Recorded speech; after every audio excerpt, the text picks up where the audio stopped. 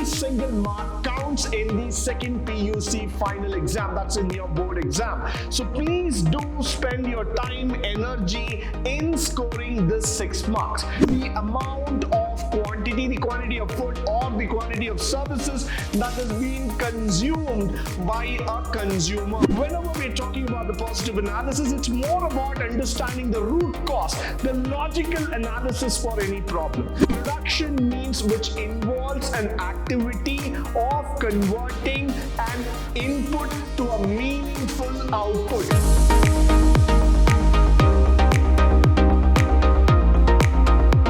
Good morning and welcome to the first revision class in Microeconomics, second PUC Economics, where we are going to talk about the first chapter today called as Introduction to Microeconomics. So let's just go further and try to understand what is the important questions agenda that we are set in today in terms of understanding how this chapter is going to be for the exam.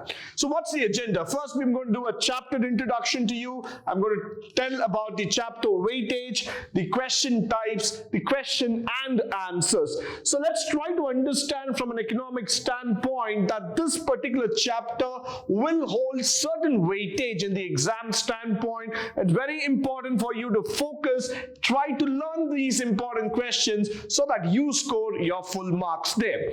Let's go further. So what's the weightage of marks here? We have our 1 mark questions we're going to get for 2. So 1 into 2, that's 2 marks here. And then a 2 marker question, that's we're going to get 2 questions. So that's going to be for 4. So 2 plus 4, 6 marks. 6 marks is the total weightage from the chapter 1.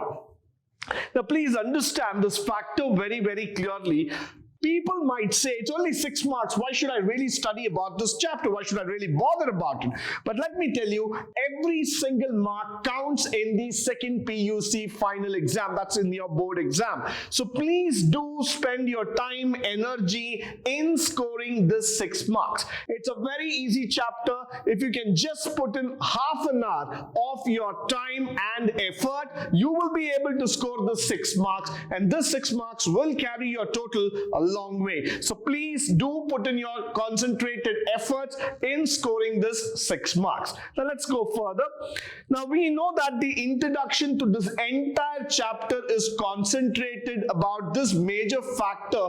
What are the central problems of the economy? So we all know that this entire chapter is going to talk about what to produce, how to produce, and whom to produce kind of factors that we are talking about. Why? Because the entire concept behind this chapter is about understanding the central problems of economy, the types of economy which is going to be on the mixed economy, then we have the centrally planned economy, and then we have the market economy. So these are the major things that we are going to talk about in this particular chapter. So the major parts of this entire syllabus or the entire chapter is that you need to concentrate on certain keywords so that you will be able to score marks in the coming examination. Now moving further, these are some things which I would like to introduce about the chapter summary, certain keywords which I want you to understand. I want you to learn the word called as consumption. What do you mean by consumption? Consumption means the amount of quantity, the quantity of food or the quantity of services that is being consumed by a consumer, by a person like us. So consumption means the capacity to intake whatever factor. It might be a product or it might be a service that's available in the economy. So that is called as consumption factor. It's very important for you to know this particular concept. Next comes production as a concept. Of course, we are going to deal about this word in the 3rd chapter in detail. But nevertheless, let's first understand the meaning of production. Production means which involves an activity of converting an input to a meaningful output. So that's why I would use the word production here. Production is a process of converting a raw material to a finished product. This is a very, very important concept in economics because production actually helps the economy to grow. It boosts the entire economy. We are able to produce more. We are able to export more. So production is a very important concept here. Exchange. Next word. Exchange means to say that the concept of exchanging one good over the other. Now, you might have different words here. People might talk about foreign exchange. People might talk about the exchange that's available in terms of the market, but here we are talking about exchange in terms of goods and value. So when I use the word exchange, that means to say that exchange is a concept through which where we are able to see that the goods are being exchanged, the goods are being served. So these are the factors that we are talking about. Scarcity, which is a very important concept in economics. Right from the beginning of the chapter in microeconomics, we need to understand this particular word called as scarcity. We all know that the resources that are there around us are not in abundance.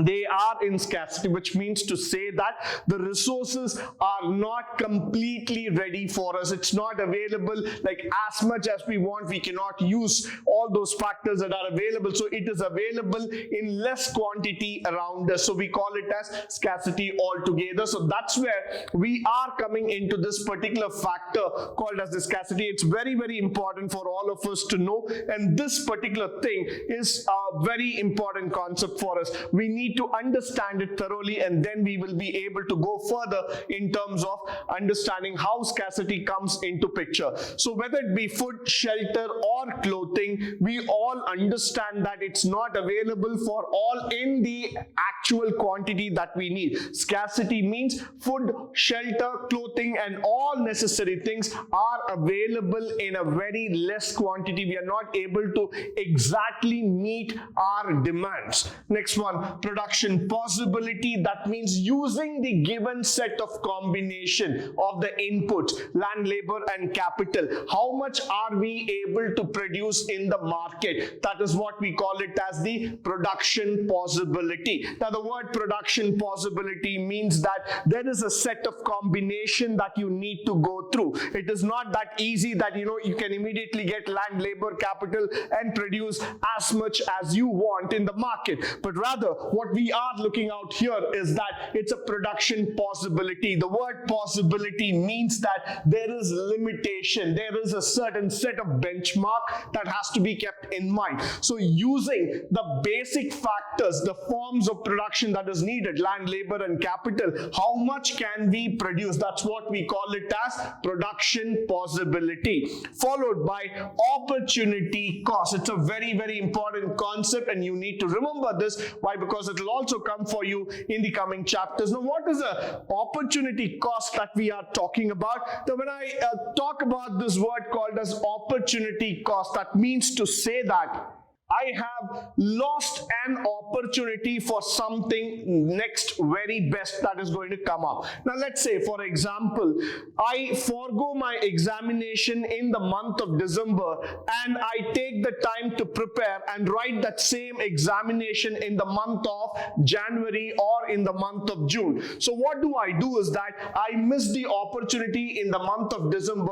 I take a 6 months break and then I write the examination in the month of June. So this 6 months, I take the opportunity of time to prepare better and score higher in the exam that's going to be conducted in the month of June. So opportunity cost is exactly something like that. The cost that is foregone for the next best opportunity, for the next best thing that's going to happen, the alternative. That is what we call it as opportunity cost. In economics, opportunity cost is very, very important for all of us to understand. Why? Because many a times we make a mistake of selecting the first thing that comes because we are in a hurry, we are in a rush mode altogether. So we believe that we are not going to get a chance again. So whatever comes on the way, we just pick it up and we start producing. But then economics teaches us a very important concept called as opportunity cost. It says that wait for the right moment, wait for that best time, the right place with the right kind of people,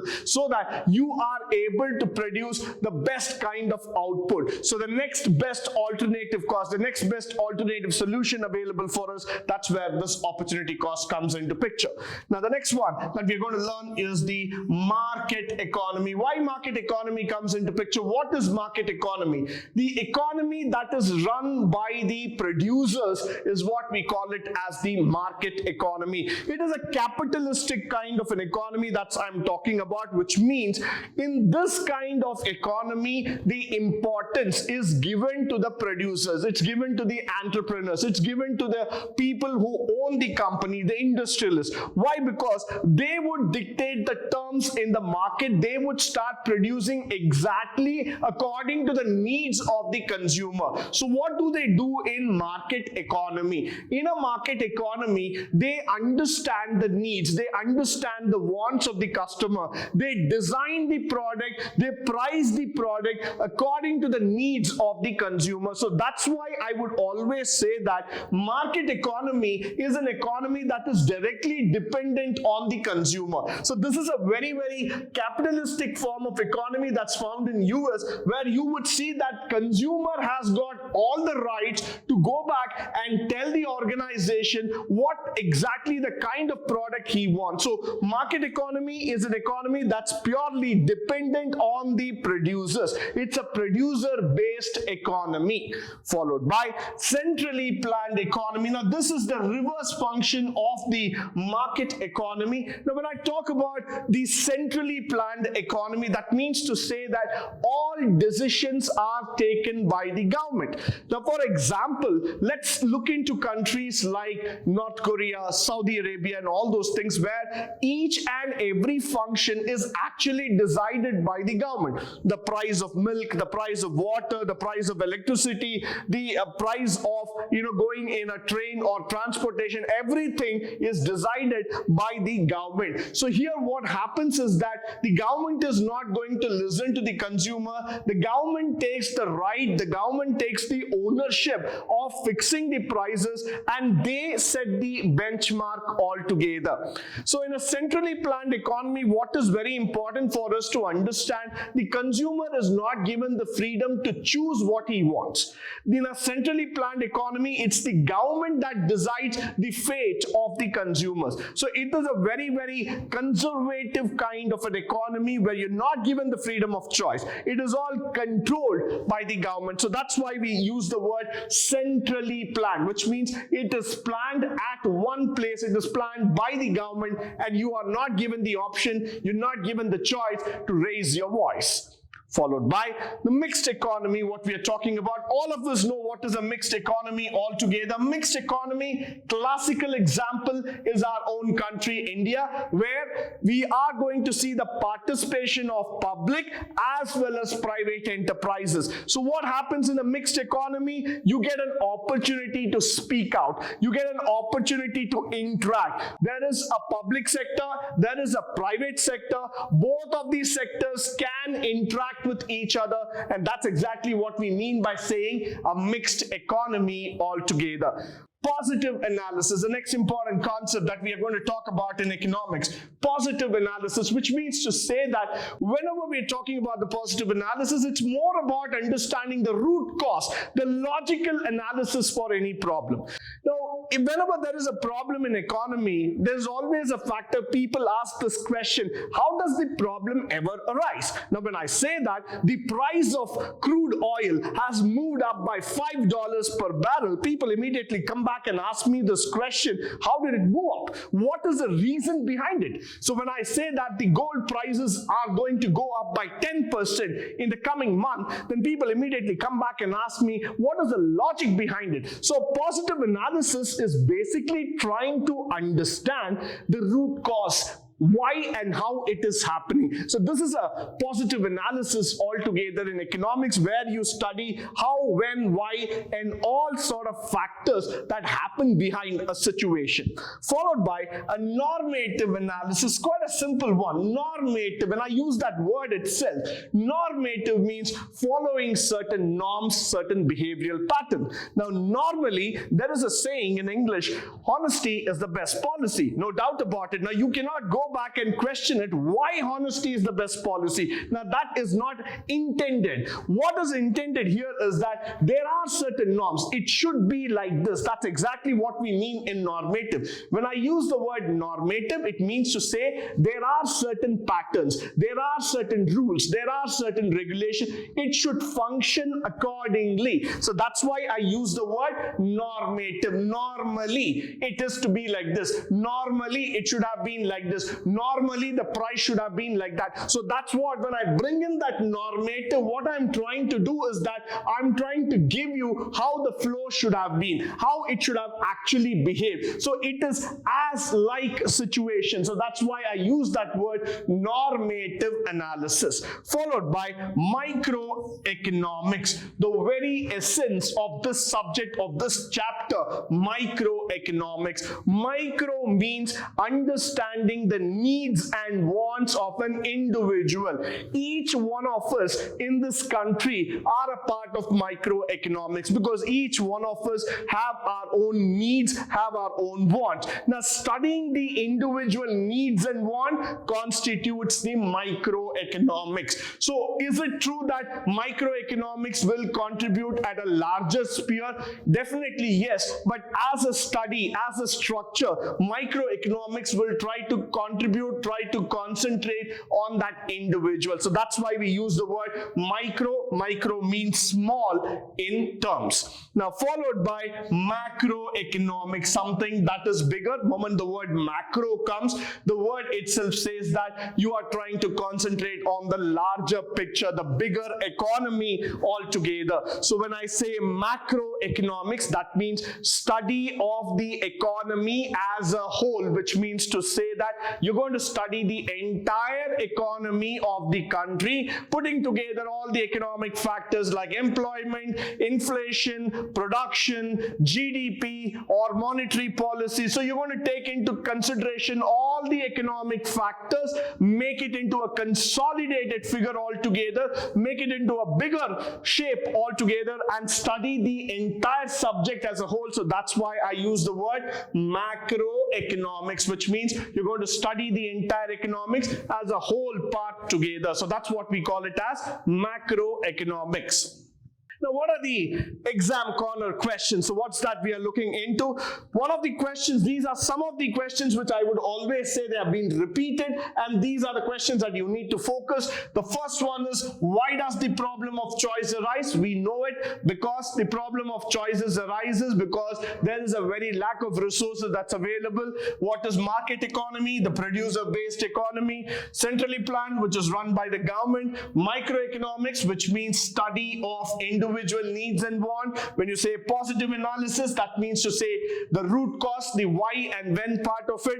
Normative economics as it needs to be. So that's what we are looking in. So these are some of the one-marker questions that have been repeated in the past examinations. So I would request all of you to concentrate on these questions so that you will be able to score better in the exam. So when you write the answer for this question, how should I write? That means first, when you talk about a one marker, it should be a one word or just one line. That is more than enough. Please don't try to explain the question again, because this is worth only 1 mark. So if you just write one word or one line, you will get the marks here completely. So I would always request you, please don't spend too much time in rewriting the answers here. Just write one word or one line. You should be able to score full marks here.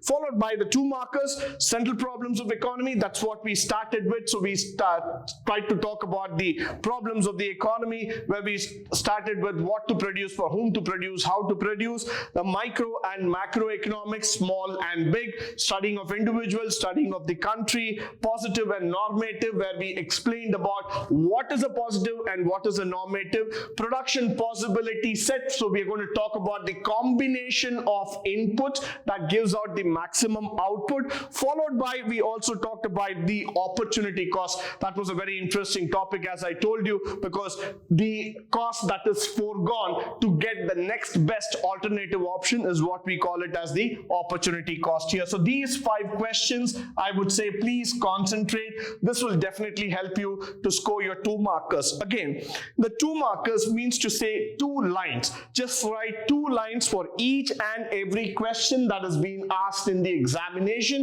so that you are able to score full marks here.